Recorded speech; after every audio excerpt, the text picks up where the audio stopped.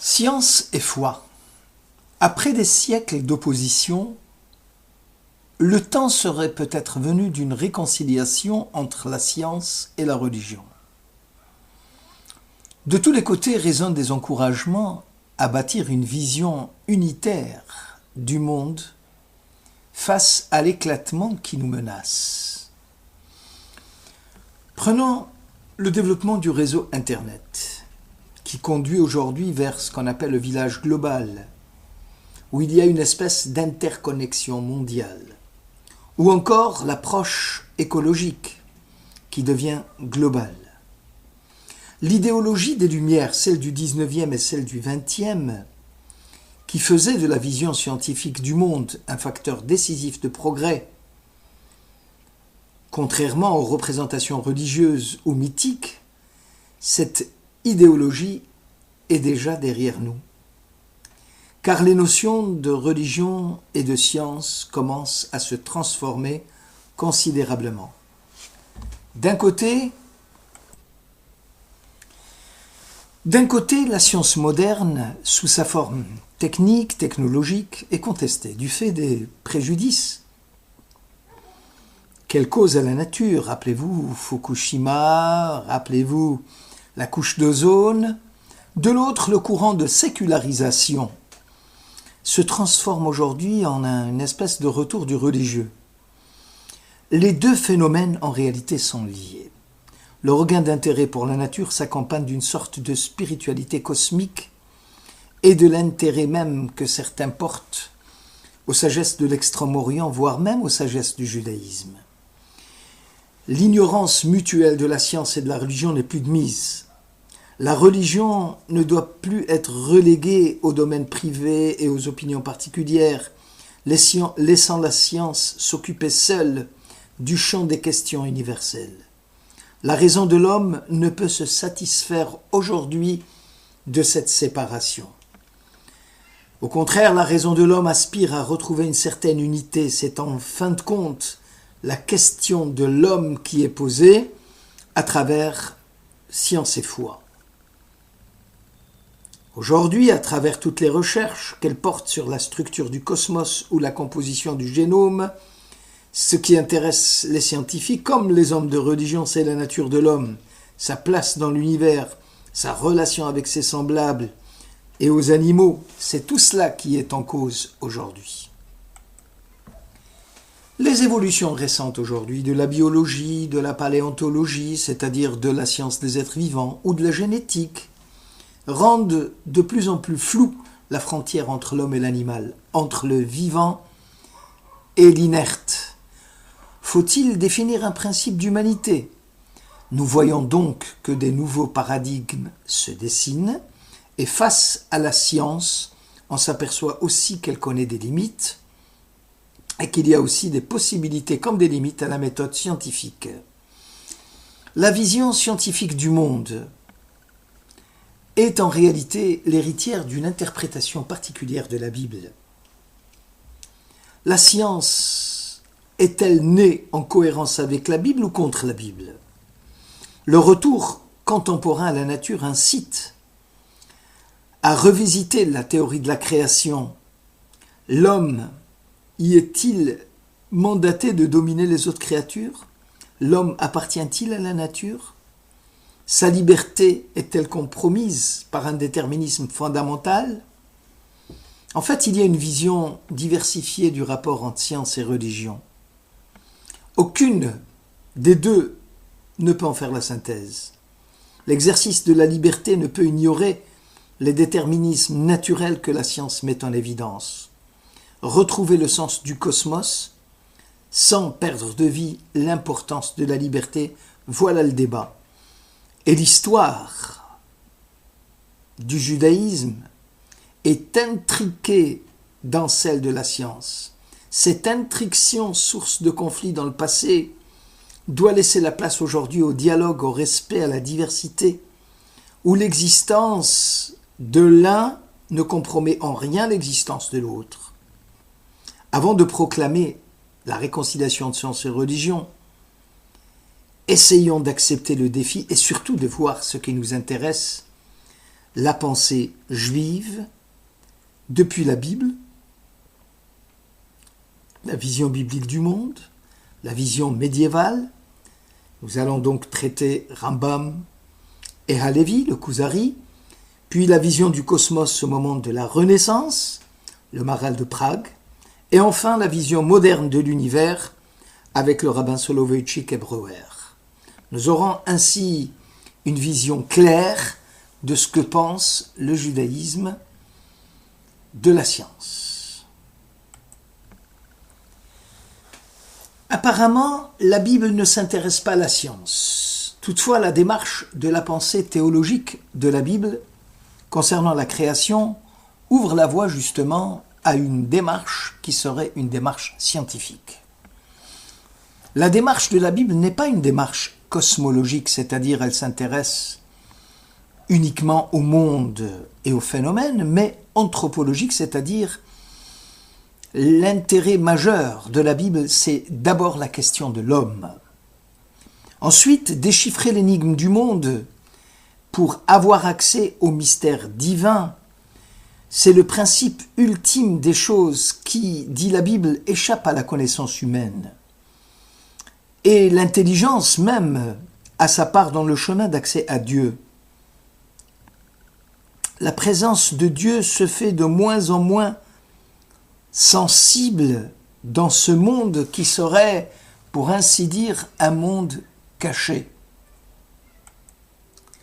La rencontre d'Adam et des animaux manifeste une certaine ressemblance. Le monde des vivants, les deux modèles de la Bible, le mâle, la femelle, et une différence, la parole articulée chez les humains et la parole non intelligible et non articulée chez les animaux.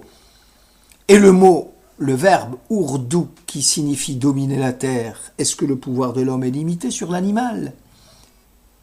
Est-ce que c'est une force capable de retenue, à l'image de Dieu qui met une limite à sa propre maîtrise ?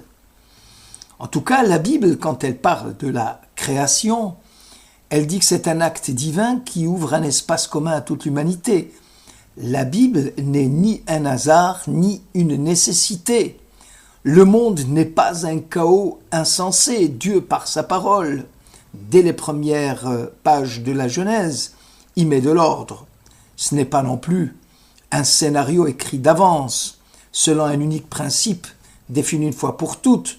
La création, dit la Bible, est une histoire qui se construit tous les jours, selon la promesse faite par Dieu aux patriarches et au peuple d'Israël.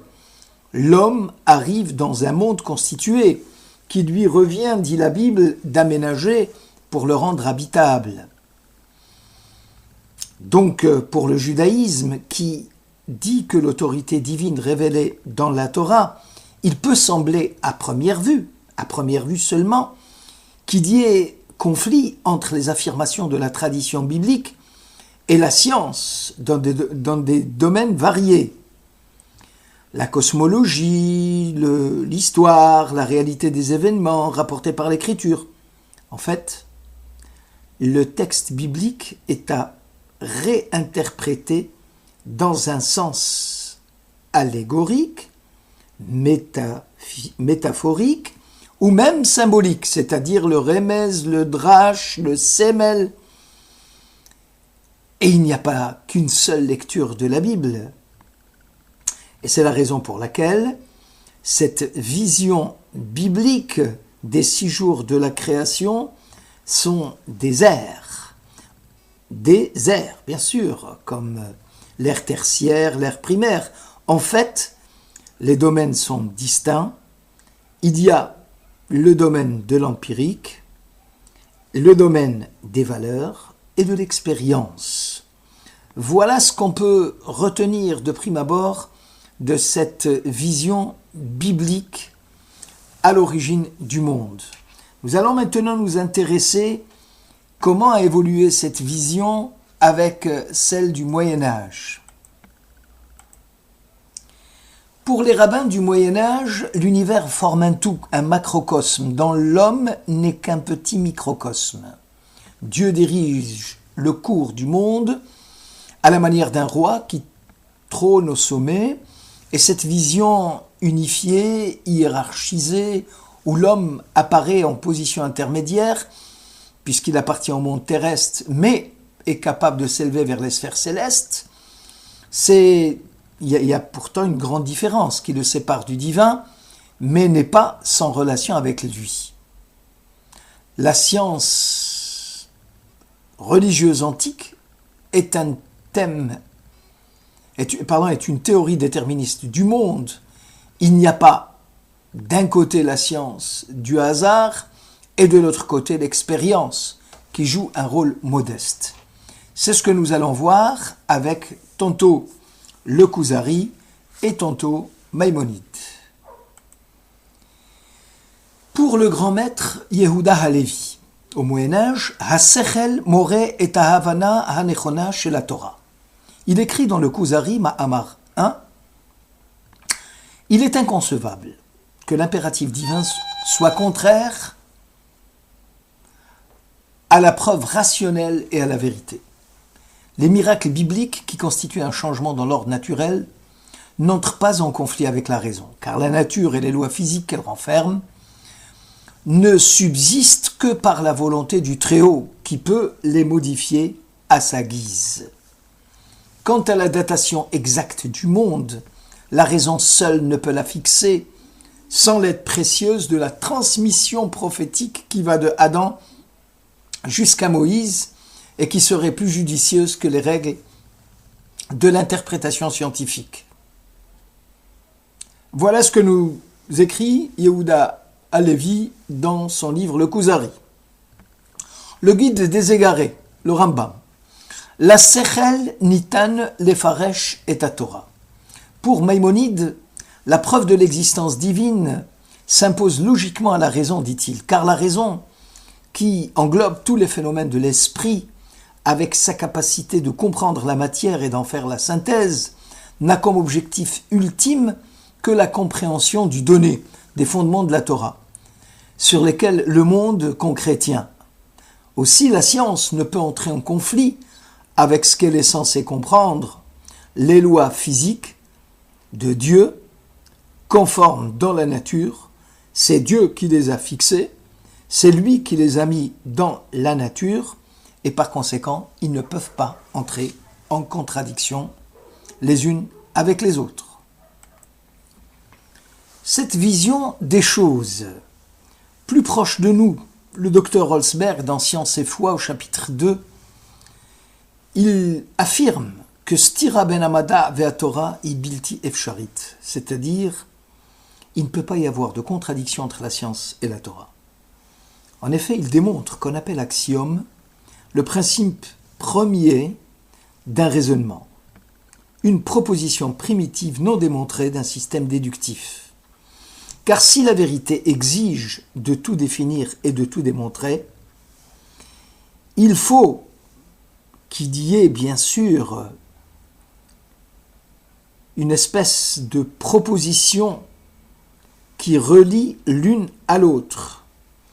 L'axiome a un caractère qui est indémontrable, parce qu'il est justifié justement par son évidence même. Il est un point de départ accepté en raison non de son évidence, mais de sa capacité à permettre un raisonnement cohérent. La remise en cause de l'axiomatique en tant que méthode a changé notre conception de la science, où l'on admet aujourd'hui qu'il n'y a pas de vérité absolue. Une théorie scientifique étant vraie, écrit le docteur Holzberg, quand elle était évidente, or le critère même de l'évidence se heurte aujourd'hui à plusieurs objections. Le développement des sciences montre par exemple qu'on ne peut pas traiter le monde physique comme un système mathématique et se contenter de déduire des lois à partir d'axiomes évidents dans la nature. Pourquoi ? Parce que le critère de vérité est l'observation des faits. Et face aux vérités formelles, il y a des vérités expérimentales. Le deuxième point, c'est que toute la science mathématique, par exemple, qui est fondée sur le principe d'Euclide, par un point donné, hors d'une droite on ne peut mener qu'une parallèle à cette droite, même ce principe, cet axiome fondamental, est remis en cause par d'autres raisonnements, par d'autres propositions non démontrables qui permettent de déduire d'autres théories et d'autres théorèmes. Conséquence, l'axiome reste quelque chose d'arbitraire et qui ne répond pas forcément à une logique. Et pour gouverner la pensée correcte, qui découle justement d'un fait expérimental. L'objet de la logique en tant que science des inférences, c'est-à-dire cette opération de l'esprit par laquelle on déduit, est de dégager des lois qui expliquent la procédure et les rendent conformes à la pensée correcte. Or, cette logique elle-même repose sur des axiomes qui restent, comme dit le docteur Holzberg, quelque chose d'arbitraire. En conclusion, les sciences dites exactes, qui sont en contradiction apparente avec les récits de l'écriture concernant la création du monde, en fait ne le sont pas. Car l'axiome qui permet de déduire ces lois à partir de postulats évidents repose sur une hypothèse qui est à la base différente de l'axiome de la Torah. L'axiome scientifique est différent de l'axiome de la Torah. L'axiome de la Torah repose sur l'assertion Bereshit bara Elohim et Hashamaim ve'et haaretz. Au commencement, Dieu a créé le ciel et la terre, qui n'est pas le même principe que celui des sciences. Donc les contradictions sont le résultat de deux axiomes différents à la base, de deux théories, l'une à côté de l'autre, la théorie scientifique et la théorie religieuse biblique.